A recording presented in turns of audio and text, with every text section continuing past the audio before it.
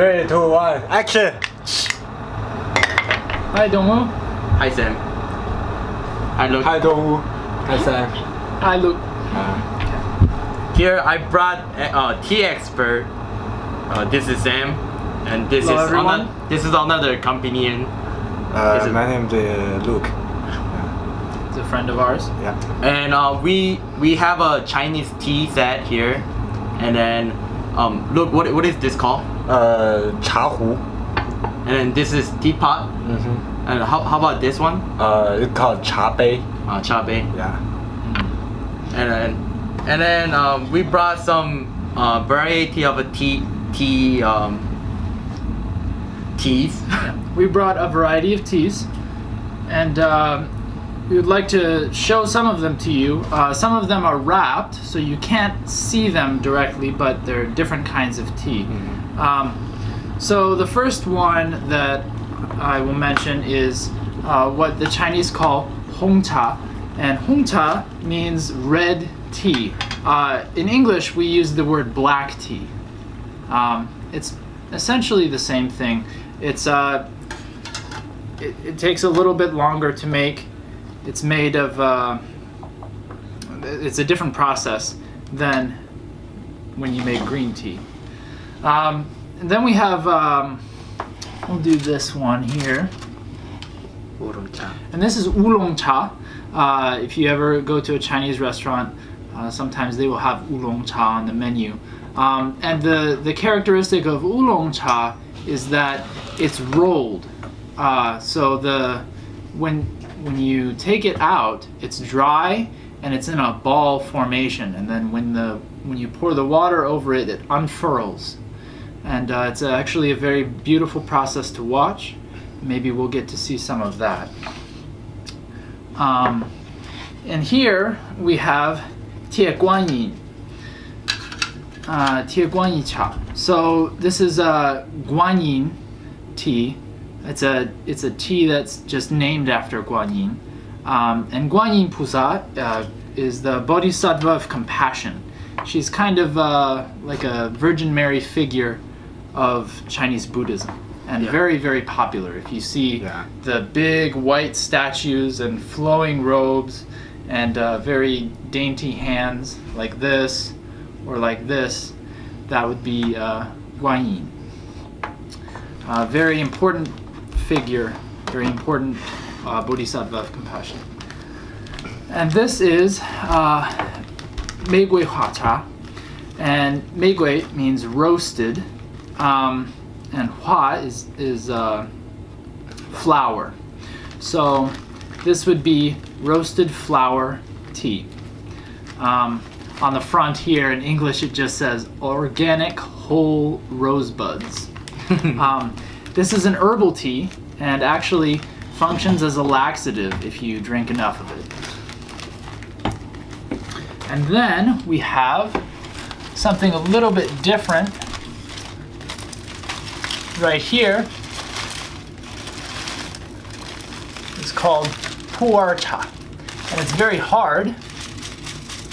You have to chip it off with a tool, and you have to rinse it at least once before you do it, but it's aged. And this is actually, this pu'er cha actually predates the kind of green teas that you'll see today. It's an older way of doing tea. So we can maybe show them cut up the porcha, and then maybe we can try it in. Okay. Yeah, that sounds good. Okay, so first thing is first. You have to chip This it is in. this is gonna be a little bit difficult here. Usually I use like a kind of hammer, and this tool actually is not the traditional tool to use. The traditional tool is curved like a spoon, but you can see it's difficult to chip off, and you can see the little pieces here, maybe right there. that we will drop into the teapot. How much do we need? I think, That's in my opinion, I think it's green. that's about good, right? Okay. Put some more in. No, just tea. So Dongwu is going to fill up the chaohu, Oh, but he is also going to pour out the first pour. we have to wait like 20 seconds? 20 seconds. Yeah, Yep. that's right. Yeah, this gets very hot actually, Is and it? this piece has Handle. gripping here. Yeah, gripping. This chaohu has a little place to put your fingers, and then you put your index finger here to hold the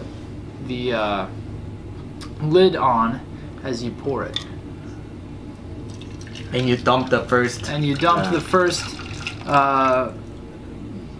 the first steep. You dump that out first. How about second one? Usually the second one is okay. In fact, many people say that the second One is the best? One is the best. Yeah.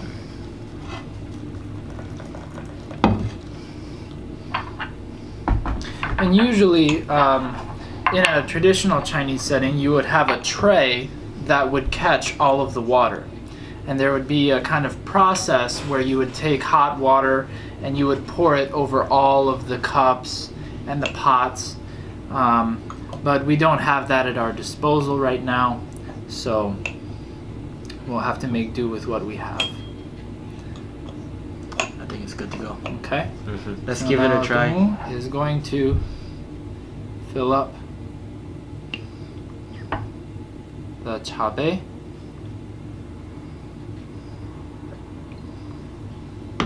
Okay.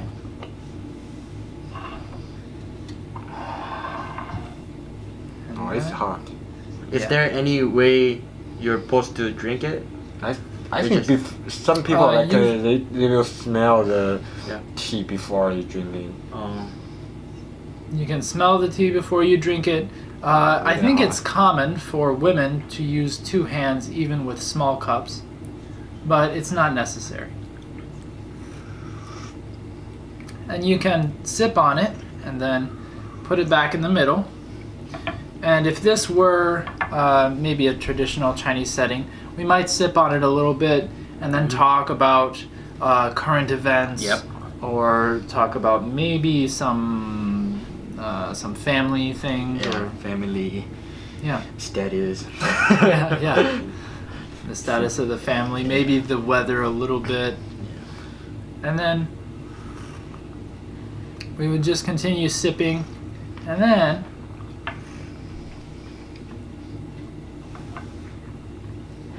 when the tabe is empty, the host will pour again for anyone whose cup is empty. It is get you. hot. Yeah, it does get hot, so you have to be careful. Oh, the third one is darker. Yeah, the third one is darker because it's been steeping a little bit longer, and usually that's good. And the interesting thing is that there are many Chinese sayings around tea. One of them that often comes up when serving tea is 先苦后甜, and 先苦后甜means means first bitter, then sweet. So the idea is that it doesn't matter if the tea is sweet or if it's bitter, you still drink it and you still learn to enjoy both sides of it. The other meaning is that oftentimes in life, first you have to go through difficult things, and then the sweet things will come. Yeah. Very meaningful. Yeah. Hello again, everyone.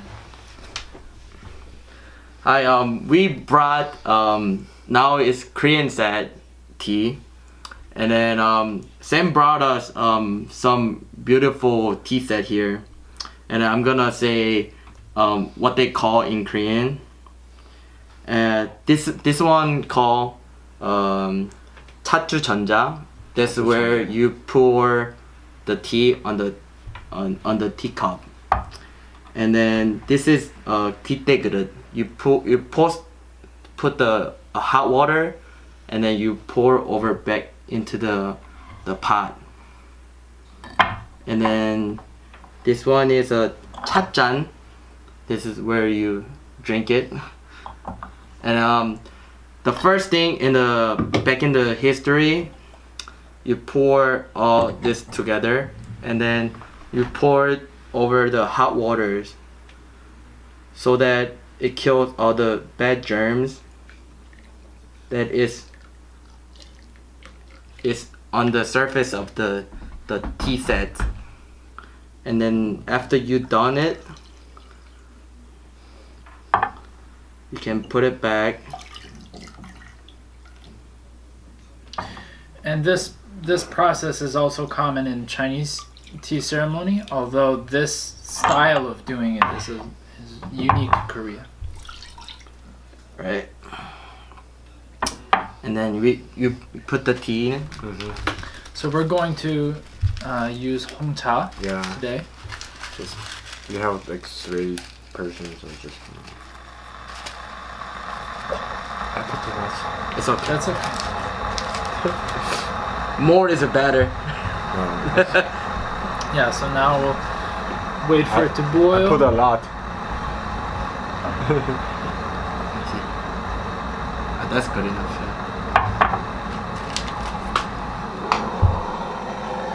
And then Yeah, so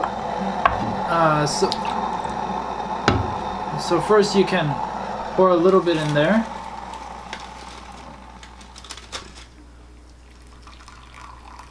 And then we'll fill this up.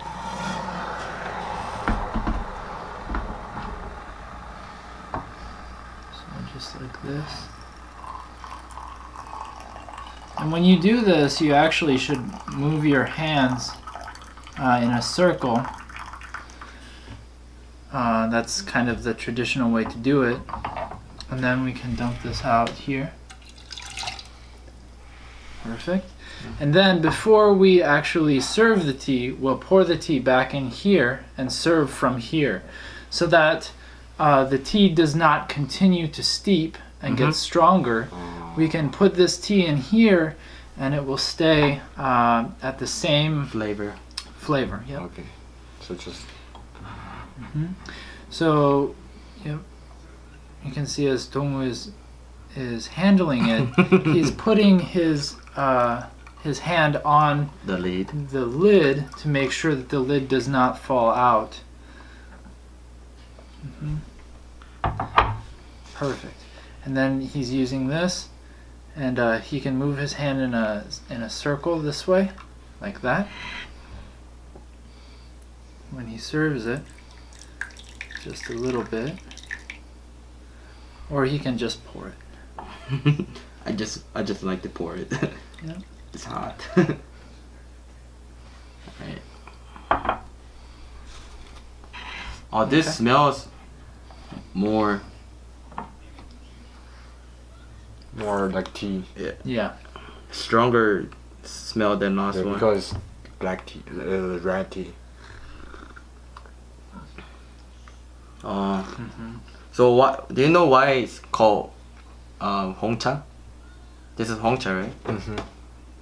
Do you know why it's called I 홍차? think maybe because the color, like kind of dark. Because the green tea is the tea is green because they only fry the tea a little bit. But for the red tea, they fry like after they have like many like different like way to cook the tea. So the red tea is more complicated. So the tea is the tea is kind of dark, like brown. So that's why maybe I'm not sure.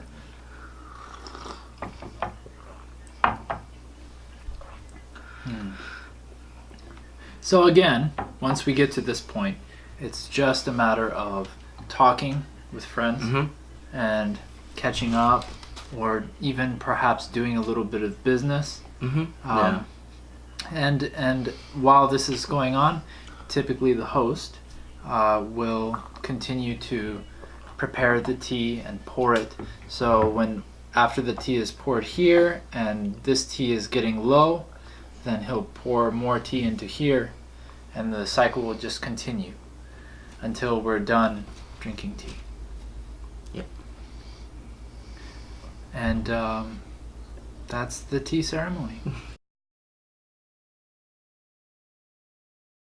So after I have finished drinking out of my cup, this is common, perhaps not in Korea, but it is common in China and particularly in Taiwan. There's a story about a king and a servant who are traveling together. And in order to protect the king and the servant switched places. So when they met their envoy, the servant pretended to be the king, and the king pretended to be the servant to avoid an assassination plot or a potential assassination plot. And when this happened, the servant needed more tea, but he could not bow to his servant, and he could not say thank you to his servant because his servant was actually the king. So instead of actually bowing, what he did instead is he took 2 fingers and he put them down on the table as a covert way to show his respect. So now, when someone pours tea,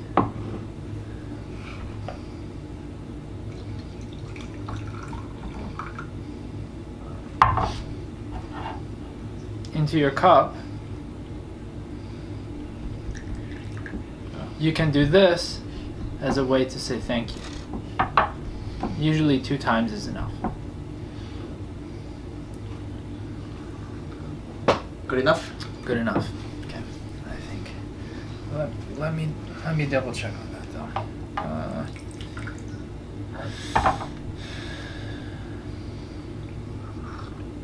You want some? Oh, this is fucking strong. This Told you I put too much. 이게 it's 맛있는데? it's bitter. Yeah. The tea. Because it's too much, too strong. Yeah. I put too much. Stay too long. It's not better, man. It's alright.